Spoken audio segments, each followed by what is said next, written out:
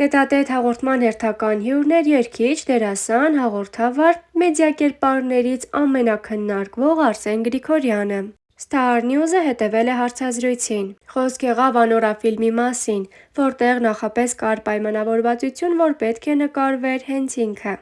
Սակայն նրան փոխարինեց Վաչեն։ Ինչպես հաղթահարեց իր համար այսքան ցավոտ շրջանը։ Դուբայ, արև, շոկ ու լիքը արցունքներ, որ խոնավությունն ապահովեի, ես լացում էի երեխայի պես։ Այսինքն ոչ թե լացում էի արտիստիկ լացով, որ էս ինչ կատարվեց ինձ հետ, այլ որ երեխայի ձեռքից մի բան են վերցնում, այդ րոպեին երեխան ոնց է լաց լինում։ Ես լացում էի հենց էդպես ու կոնտրոլ չունեի, խնդիր էլ չունեի, չէի էլ կարողանում ինձ զսպել, որ դա տեղի չունենա։ Երբ չէի կարողանում ինձ զսպել ու երեխայի պես լացում էի, հասկանում էի, որ սա երկար է ու պետք է իրավիճակը փոխել։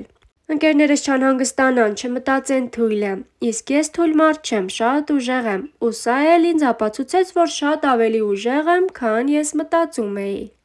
Լացելուց գնում էի, դե Դուբայ բարձրահարկ շենքում բնականաբար հաստ ապակիներով մեծ պատուհաններ, լացելուց գնում էի վազելով ճը պատուհանին ու դանդաղ իջնում։ Այս իրավիճակն առավել քան տիպիկ և պատկերավոր նկարագրելուց հետո Արսենն ասաց, որ շնորհավորել է Վաչեին և իր զայրույթն ու ցավն ամենևին Վաչեի հետ կապ չուներ, այլ իրավիճակի։ Նա նաև հաստատեց, որ այդ շրջանում տրվել էր ալկոհոլին։ Ինձ քննարկել են մարդիկ, ում ողջ երեկո հյուրասիրել եմ, փարթին կազմակերպել եմ, իրենց օրը տոն եմ դարձրել։ Հաջորդ օրն իմացել եմ, որ ինձ քննարկում են, ինչ խմած էր, ինչ վիճակում էր։ Ուզում եմ ասել, որ ոչ մեկի գործը չէ, ով ինչ կերպ է լիցքաթափվում։ Զրույց եղավ նաև Կամիլի կերպարի մասին։ Շատ մարդիկ կոծկելով իրենց սեռական ոչ ստանդարտ ուղղությունները փախնելով Կամիլ էին քննարկում, որոնցից մի քանիսը գոնե անկեղծ գտնվեցին և ներողություն խնդրեցին, մնացածների բախտն էլ բերեց, որ ես հիշաչար չեմ։ Այս հարցազրույցից սիրով առանձնացրել էինք այսքանը։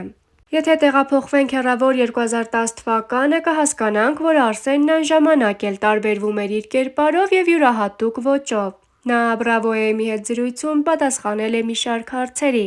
Քանի որ զրույցը տեղի էր ունեցել կտուրին, առաջին հարցը եղավ. «Կտուրին եք, որովհետև ուզում եք բոլորին վերևից նայել»։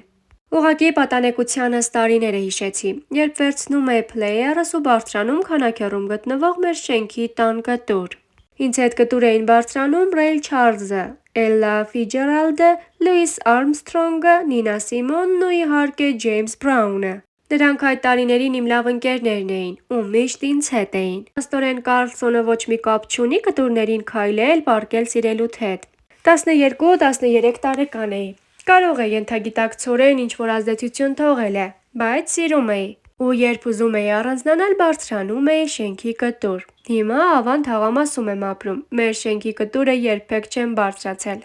Որովհետև այնպես է ստացվել, որ աշխատանքից ուշ եմ տուն գնում, անգամ 5-րդ հարկից վերև չեմ բարձրացել։ Երբ հարցազրույցի հրավերը եղավ, վաղուց կտուրին չէի եղել, կարոտել էի շատ ու հաճելին օգտակարի հետ համատեղեցի։ Կտուրի բնակիչների հետ ինչպիսի՞նն են հարաբերությունները։ Շատ լավ է, կտուրում մի տեսակ այնպես լավ է, համ բարձր ես, բոլոր իմաստներում ներքևում չես։ Հետաքրքիր է նույն այդ ալեհավաքները, թռչունները։ Այս կտուրից առաջինը ինչ նկատեցիր։ Քաղաքը, որ շատ սիրուն է։ Երևանը առհասարակ այդպիսի քաղաք է, երբ իրեն մի քիչ հեռվից ես նայում։ Այդքան իր մեջ չես ավելի ես սիրում, քան երբ ներսում ես և շատ ժամանակ է լինում։ Դրա համար եթե առիթ չկա քաղաքից դուրս գնալու, լավ առիթ է ուղղակի վերևից նայել, սիրել, հիանալ։ Թռչելու ցանկություն չի առաջանում։ Միշտ։ Ոչ թե կտուրից թռչելու, փառք Աստծո, չունեմ այդ ցանկությունը, բայց միշտ եմ ցանկացել թռչել։ Ու հիշում եմ, որ ժամանակին հաճախ երազում թռչում էի։ Այդ ինչ զգացողություն էր։ Նույնիսկ երազներն էին լինում, որ թռչում էի, հետո գետնին վայրէջք քանում ու նորից թռչում էի։ Հիմա նման սովորություն չունես։ Դադարել եմ թռչելը, ավելի դաժան երազներ եմ տեսնում, չգիտեմ, կարող է շոու բիզնեսն է մեղավոր։ Սարսափելի իրավիճակներ եմ տեսնում, դարչնագույն դեղին երազներ են լինում։ Փոքր ժամանակ փորձել ես ինձ պես աթոռին կանգնել ու թռչելու պատրաստվել։ Իհարկե, անձրևանոցով էի փորձում թռչել։ Հիշում եմ, փորած տեղ կար, որ հիմա ավտոտնակներ են, մոտ 3 մետր խորություն ուներ ու տակը ավազ էր լցրած, երեխեքով թռնում էինք։ Բայց սարսափելի վայրեջքներ էլ էին լինում, որ ընկնում ու ծնկով խփում ես աչքիդ։ Ընկերուհուդ համար հենց այս կտուրին ռոմանտիկ երեկո կկազմակերպես, սիրով եթե իմանայի, որ իրեն էլ դուր կգա։ Սեղան կբերեի 2 հոգու համար գեղեցիկ շամպայնով, իսկ եթե բարձրությունից վախենա, ինձ հետ չի վախենա։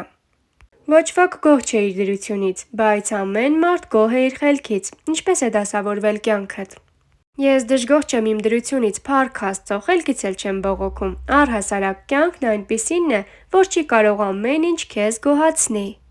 Ուղղակի իմ աշխարհայացքը տարիների ընթացքում որոշակի իմաստով փոփոխվել է, գուցե լինում են իրավիճակներ, որ այդ պահին ինձ չեն գոհացնում։ Ես նյարդայնանում եմ, տխրում եմ, բարկանում, անհարմարավետ է լինում, բայց հետո ժամանակ է անցնում, հետ եմ նայում ու հասկանում պետք է այդպես լիներ։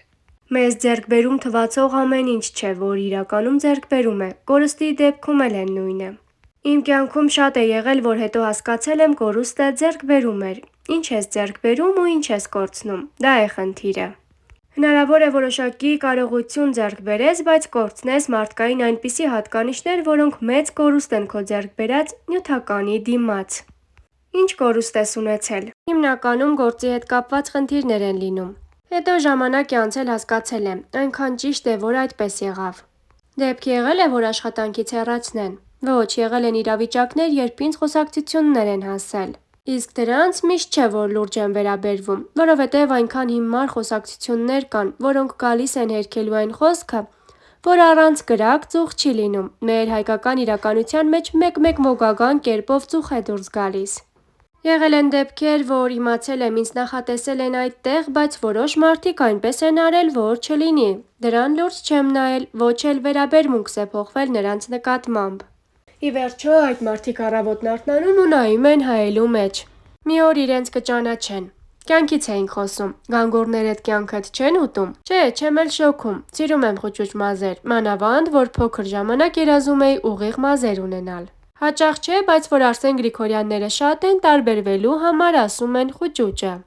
Ուղիղ մազերով մարդիկ էլ գանգորների մասին են երազում։ Փոխանակ մարդիկ գնահատեն այն ինչ ունեն, սկսում են մտածել, թե ով ինչ ունի։ Բայց դու էլ ես չէ ուզում շքեղ ջիպ։ Իսկ ինչու պետք է չուզեմ։ Դա հարմարավետություն է, որ բնականաբար ուզում եմ, բայց այնպես չէ, որ ես տառապեմ դրա համար։